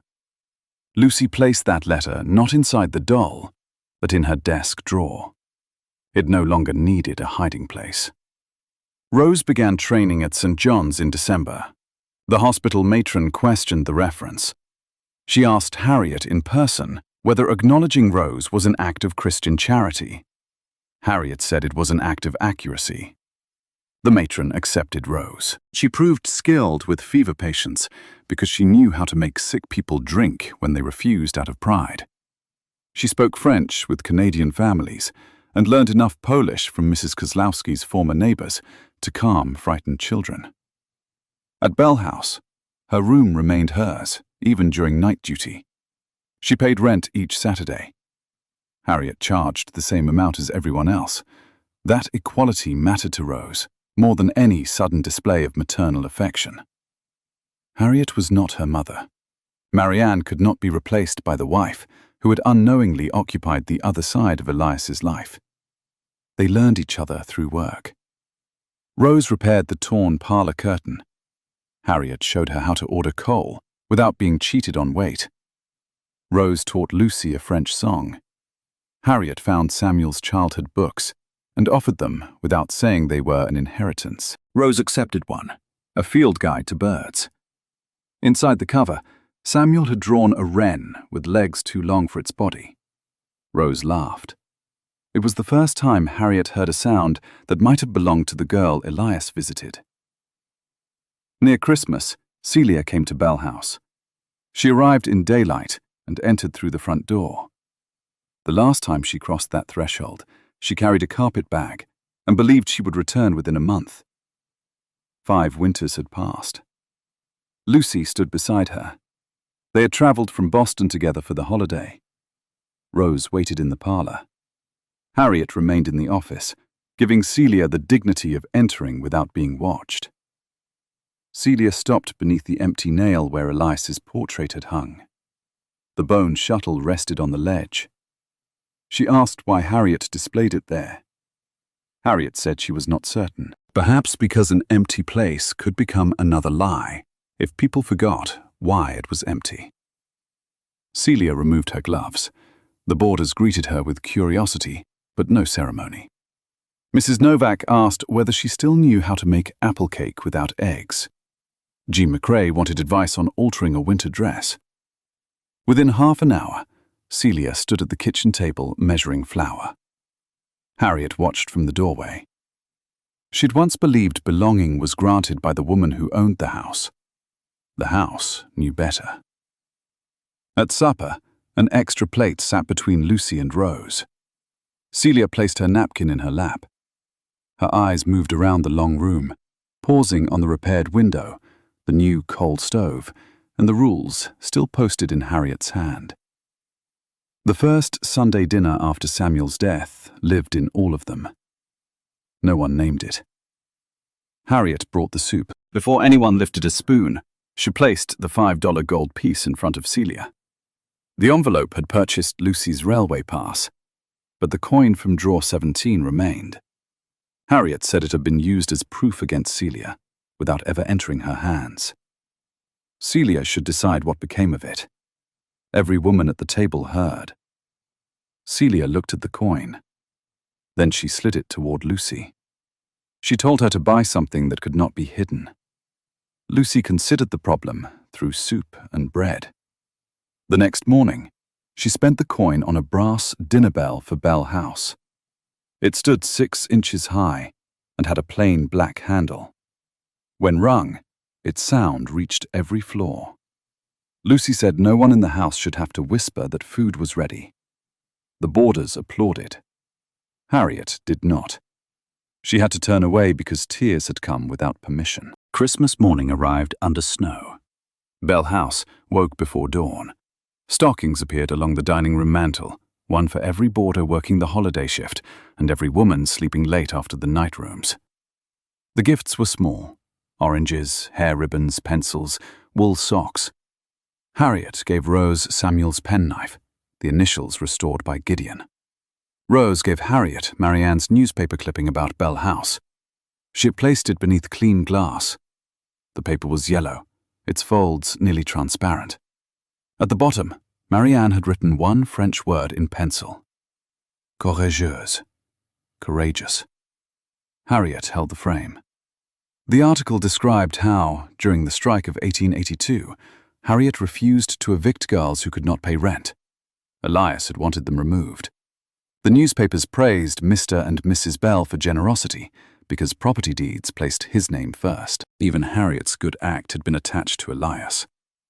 Marianne must have known that. She kept the clipping anyway. Harriet asked Rose why. Rose said her mother believed women needed evidence of one another's courage, especially when men received the credit. Celia stood near the window, listening. Harriet placed the frame on the office wall, not in the parlor where visitors would admire it. In the office, where rent was collected, complaints were heard, and girls arrived carrying all they owned. After breakfast, Celia said she wished to visit Samuel's grave. Harriet went with her. They walked through fresh snow to the family plot. Lucy and Rose remained behind. Some grief belonged first to the widow and the mother. Samuel's stone stood between Elias's monument and the small marker for the baby Harriet lost in 1875. Celia cleared snow from the carved name. For several minutes, neither woman spoke. Then Celia said Samuel had intended to tell Harriet. He delayed because each week seemed crueler than the last. After meeting Rose, he came home furious with Elias. Yet he also feared the truth would break the parents he loved. Harriet said he should have trusted her. Celia replied that Harriet had not made trust easy. The words struck, but Harriet did not defend herself.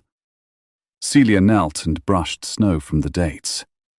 She said Samuel's last request had not been to protect Marianne and Rose forever.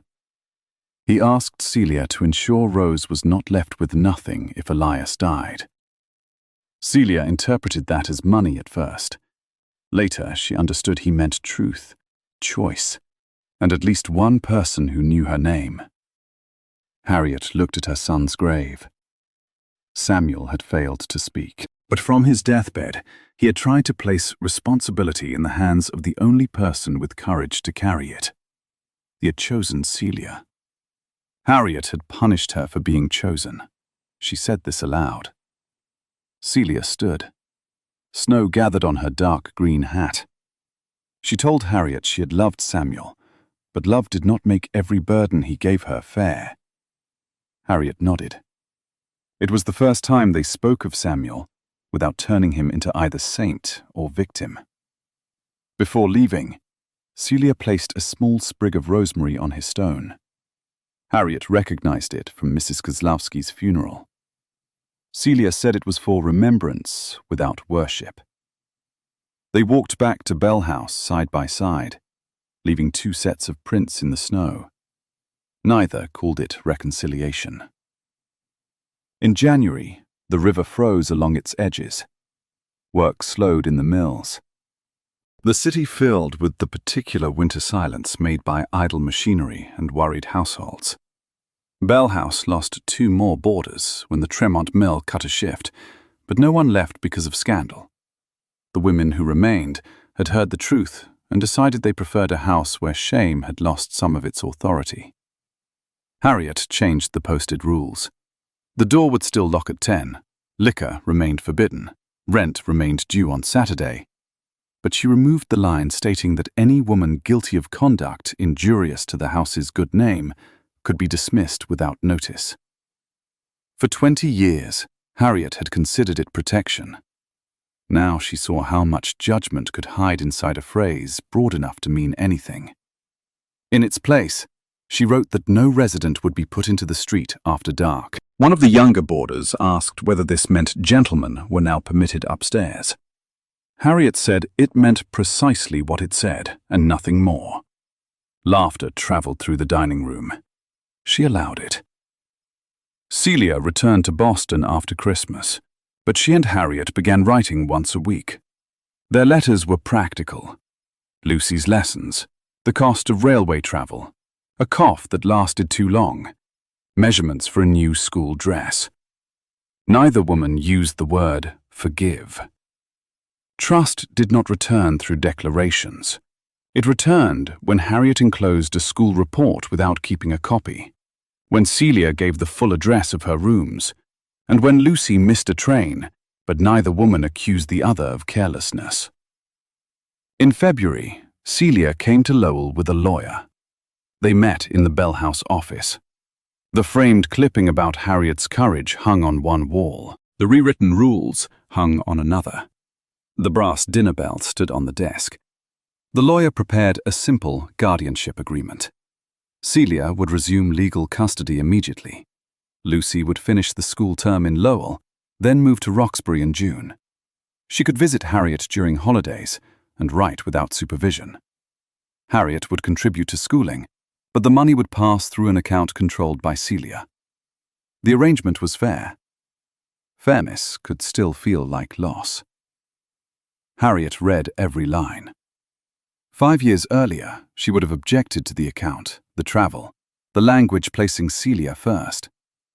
She would have called those objections concern. Now she signed. Her pen paused only once, beside the sentence stating that Lucy's principal residence would be with her mother. Lucy stood near the window, watching. Harriet signed her full name. Celia signed after her. The lawyer sanded the ink. No judge, sheriff, or public hearing was required. The power Harriet once threatened to use disappeared through one deliberate act of surrender. After the lawyer left, Lucy rang the brass bell. It was not mealtime. The sound filled the office, crossed the dining room, and climbed the stairs. Boarders leaned into the hall, confused. Lucy announced that her mother had her back. Then she added that she still had her grandmother. The women understood enough to clap.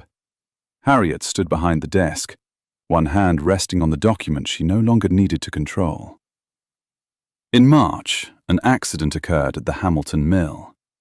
Jean McCrae was cleaning lint near a spinning frame when a loose sleeve caught the exposed edge of a drive belt. Another worker struck the cut-off lever before Jean was pulled into the shaft, but her wrist broke and the skin along her forearm was torn.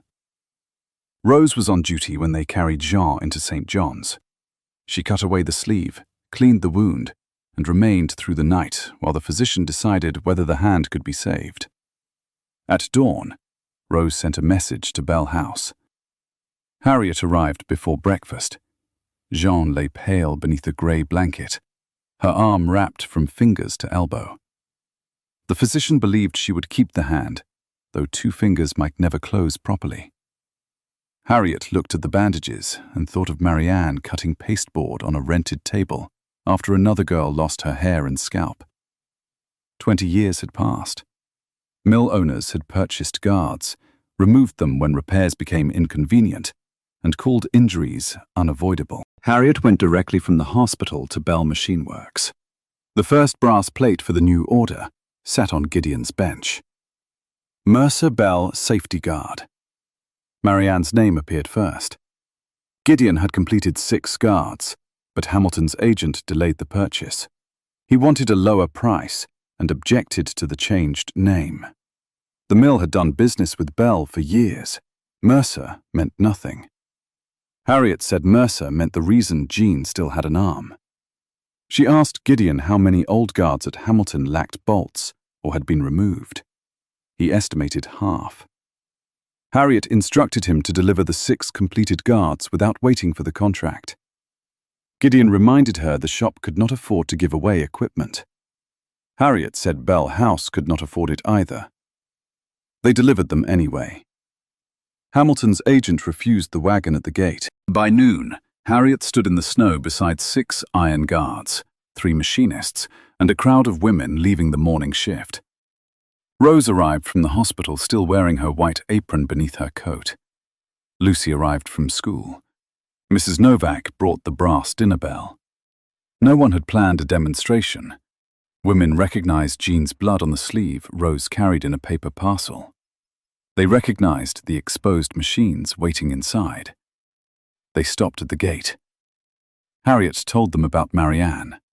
She did not make the dead woman into a saint. She said Marianne had been a mill worker who saw an injury and cut a safer shape from pasteboard. Elias turned it into metal and placed only his name upon it. The device had helped purchase Bell House and build Bell Machine Works. Now a manager refused the same guard because the woman's name came first.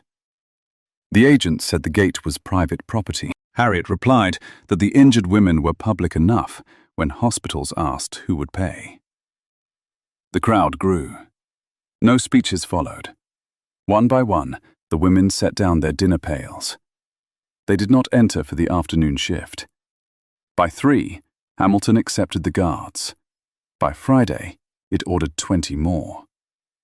The local newspaper printed a short article. It misspelled Marianne's surname and described Harriet as the inventor's benefactress. Harriet sent a correction. The second article named Marianne Mercer, French-Canadian mill worker, as the originator of the guard's design. It also named Rose Mercer as her daughter. Rose cut out the article. She did not fold it.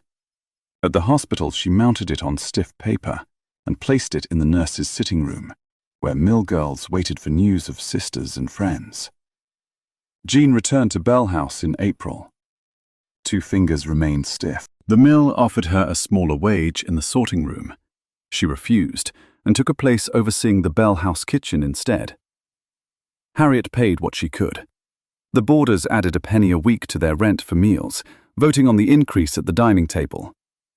Bell House had become less profitable and more alive. The Ladies' Relief Association restored the winter meal contract after public opinion changed. Harriet declined it. She told the chairman that hunger had not become more moral because a newspaper praised them. Bell House would prepare meals through a new committee made up of the women who ate there and the women who cooked. The chairman called her ungracious. Harriet agreed that gratitude had been demanded from the wrong women for too long. Beatrice joined the new committee. She proved unexpectedly useful when given work more demanding than gossip. She negotiated potato prices, bullied a coal merchant into correcting false weights, and persuaded 3 churchwomen to donate jars without attaching sermons. Once, while labeling preserves, she asked Harriet whether Celia would ever forgive them. Harriet said Celia was not a congregation required to offer absolution on schedule. Beatrice accepted this. She had become quieter since the church confession, though not silent. Silence was not the goal. Accuracy was. In May, the pear tree bloomed. Elias had planted it. For years, Harriet believed that fact made the tree part of his legacy. Now she watched Mrs. Novak hang laundry beneath it, Rose study anatomy in its shade, and Lucy climb onto the lower branch despite 3 warnings. The tree no longer belonged to the man who dug the hole. Life had used it. One warm evening, Celia arrived, carrying a carpet bag. It was the same bag she had carried away 5 years earlier. She had kept it beneath her bed in Boston. One handle had been repaired. The grey dress from that morning remained folded inside, along with the streetcar token, the spool of white thread, and Samuel's wedding ring on its chain. Celia placed the bag on the Sunday dining table. Harriet recognized the arrangement at once. Same room, same place, different witnesses. Lucy, Rose, Beatrice, Gideon, Mrs. Novak, and 6 boarders sat nearby. Celia had not asked them to attend. Harriet had. Some harms were private. This one had recruited an audience, and its repair required witnesses chosen by the injured woman. Harriet opened her old sewing basket. Inside lay the bone shuttle. She removed it and placed it beside Celia's carpet bag. Then she told the full story. Not Elias's affair. That belonged partly to Marianne and Rose. Harriet told the story of her own act. She described the Sunday accusation. She named every missing object that never existed. She admitted demanding that Celia empty her pockets. She admitted watching Celia kiss Lucy goodbye and doing nothing. She admitted burning the letter. No reverend stood beside her. No moral lesson softened the facts. When she finished, Harriet asked Celia what correction she wanted, entered into the memory of the house. Celia had thought about the answer. She said she did not want to be remembered as a woman who nobly sacrificed herself. That story still praised suffering more than freedom. She wanted them to remember that she was afraid, that she made mistakes, and that she kept working. She wanted Lucy to know her mother had not vanished into disgrace. She had built a room, then 2 rooms, then a life large enough to welcome her child. Harriet asked whether anything else should be said. Celia looked at Elias's empty place at the table. She said Samuel loved his family, but he asked a young widow to finish the courage he could not find. Elias loved more than one woman, but his love became a burden because he valued being considered honorable more than he valued their freedom. Harriet protected Lucy, but protection without listening became captivity. Then Celia looked at Lucy. She said none of those failures belonged to the child. Lucy rose and crossed the room. She did not go only to Celia. She stood between her mother and Harriet and took one hand from each. Harriet did not mistake the gesture for equal innocence. It was simply the shape Lucy needed her family to make.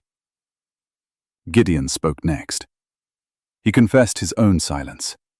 Beatrice confessed the invented silver. Mrs. Novak said she had believed the gossip because it gave respectable names to fears every boarding woman carried.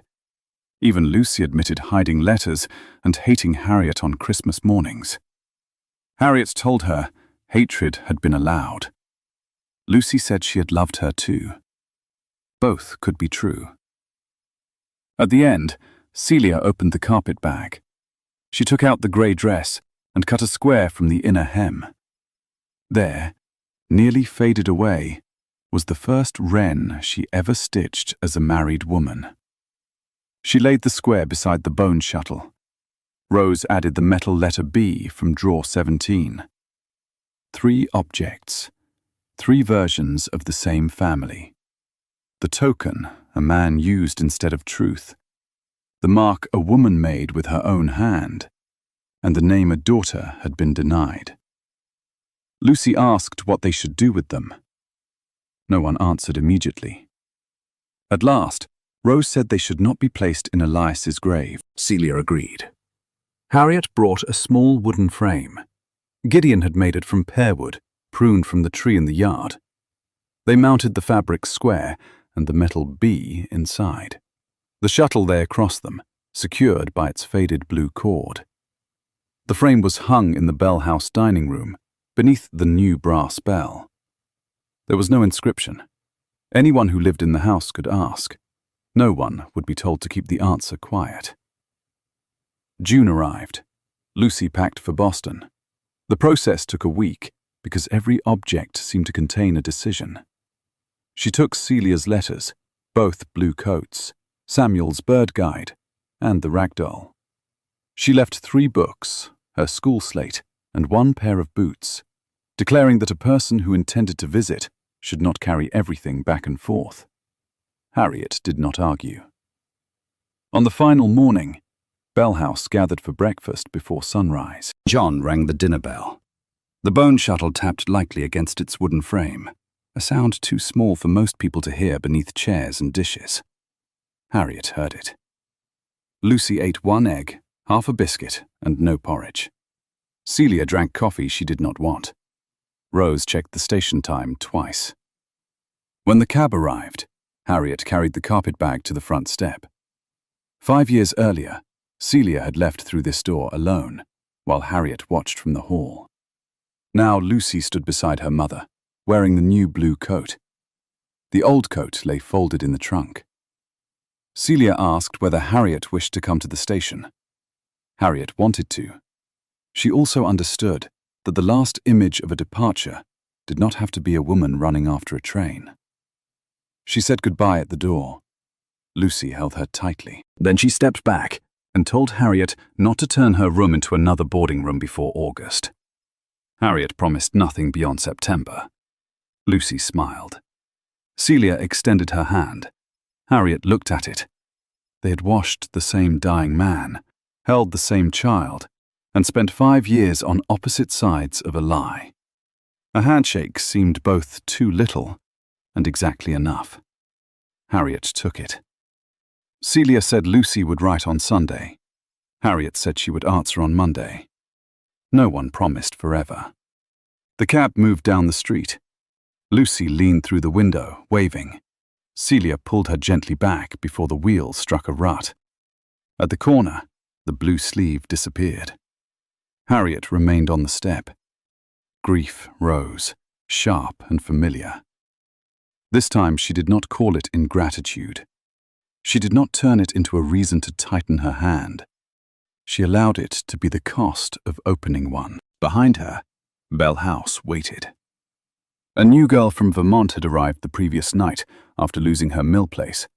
Rose needed help studying for an examination. Jean was arguing with the baker. Beatrice had miscounted jam jars. At least 3 beds required fresh linen. Harriet went inside. Over the summer, letters crossed between Boston and Lowell. Lucy wrote about the cat, the heat, and a neighbor boy who played the cornet badly.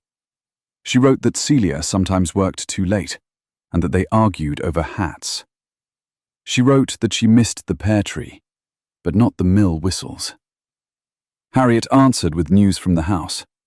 She did not advise Celia through the child. She did not ask whether Lucy wished to return permanently. She learned that a letter could be a bridge without becoming a rope. Rose completed her first year of training. On the anniversary of Marianne's death, she traveled to Lawrence with Harriet and Celia. The 3 women stood at a grave marked only Marianne Mercer, beloved mother. Rose placed the corrected newspaper article beneath a stone. Celia left rosemary. Harriet brought nothing. At first she felt ashamed of her empty hands. Then she understood that Marianne had received enough objects carrying meanings she had not chosen. Harriet spoke her name. That was all. In the autumn, Bell Machine Works installed its 100th Mercer Bell Guard. Gideon held a small supper at the shop. There were no speeches from politicians or mill owners. The machinists invited their wives and daughters. Jean came with her stiff fingers uncovered. Rose stood beside the brass stamping press. Gideon offered her the lever. Rose pulled it down. The press struck metal with a clean, final sound. When the guard emerged, the plate read, Marianne Mercer, Elias Bell, original safety design. Rose ran one bent finger over her mother's name. She did not touch Elias's. Harriet watched without asking her to. Years later, people in Lowell remembered several versions of what happened. Some said Harriet Bell exposed her husband to save a boarding house. Others said a secret daughter returned to claim an inheritance, though Rose never made a claim. Churchwomen preferred a story in which everyone forgave everyone by Christmas. Millmen remembered the guards and forgot Marianne's name, unless they were standing close enough to read the plate. The family knew the truth was less tidy. Celia never moved back to Bell House. She opened a small dressmaking establishment in Roxbury and placed a Wren inside every garment made by an apprentice. Lucy grew up there, returned to Lowell each summer, and learned to cut patterns better than either Celia or Harriet expected. Rose kept the surname Mercer. When hospital forms offered space for a father's name, she sometimes wrote Elias Bell, and sometimes left the line empty. The choice was hers. Beatrice continued to talk too much, but she developed the habit of correcting herself before others had to. Reverend Pritchard retired without making a public confession. Harriet stopped waiting for one. Bell House survived. Its front door still locked at 10. The soup remained plain. Rent still came due on Saturday. But women arriving with children were no longer told that respectable boarding houses could not take them. Harriet converted the old parlor into 2 small family rooms. Elias's portrait stayed in the attic, neither destroyed nor restored. The bone shuttle remained beneath the brass bell. Its blue cord faded almost white. The wren's carved eye gathered dust. Once a month, Harriet cleaned it with a soft cloth. She no longer treated it as proof that a man had loved her best. It proved only that a small object could pass through many hands and carry a different truth in each one. To Elias, perhaps it had meant regret. To Marianne, evidence. To Celia, a burden. To Rose, a name she could accept or refuse.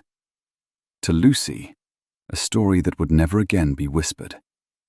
And to Harriet, it became a reminder that a house was not honorable because no one spoke of its shame. A house became honorable when the people harmed inside it were finally allowed to speak in their own names. Each evening at 6, the bell rang through Bell House. Women came down from rooms carrying mending, books, headaches, wages, and news. New residents sometimes noticed the little bone bird in its frame and asked why it hung there. Harriet never gave the shortest answer. She told them first about Marianne Mercer, then about Rose, then about Celia and Lucy. Only after every woman had her place in the story did she mention Elias. Outside, the mills sounded the end of another shift. The river moved beneath the dark. And in the dining room, where an innocent woman had once stood with empty pockets before a table of judges, someone passed the bread, someone pulled out a chair, and no place was kept empty for the sake of a dead man's good name.